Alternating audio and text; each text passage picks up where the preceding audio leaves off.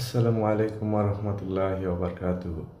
প্রিয় দর্শক, আজকের ভিডিওতে আমরা জানব রমজান মাসের ফজিলত এবং সূরা আল কাউসারের বিশেষ তাৎপর্য।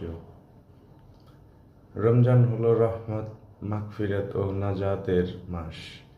এই মাসে নাজিল হয়েছে পবিত্র কুরআন। রাসূল সাল্লাল্লাহু আলাইহি ওয়াসাল্লাম বলেছেন, যে ব্যক্তি ঈমানের সাথে ও সওয়াবের আশায় রমজান মাসের রোজা রাখে, তার পূর্বে গুনাহ মাফ করে দেওয়া হয়। সহিহ বুখারী ও মুসলিম।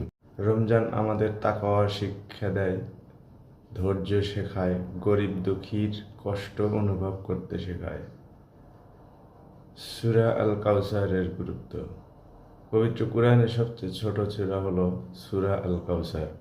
আল্লাহ তাআলা বলেছেন, নিশ্চয় আমি আপনাকে কাউসার দান করেছি, অতএব আপনি আমার রবের উদ্দেশ্যে সালাত আদায় করুন ও কোরবানি করুন। নিশ্চয় আপনার শত্রু নির্বংশ।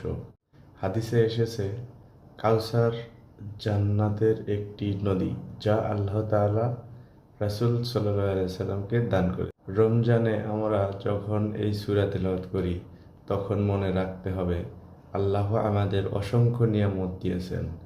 আমাদের উচিত বেশি বেশি নামাজ পড়া, আল্লাহর শুকরিয়া আদায় করা।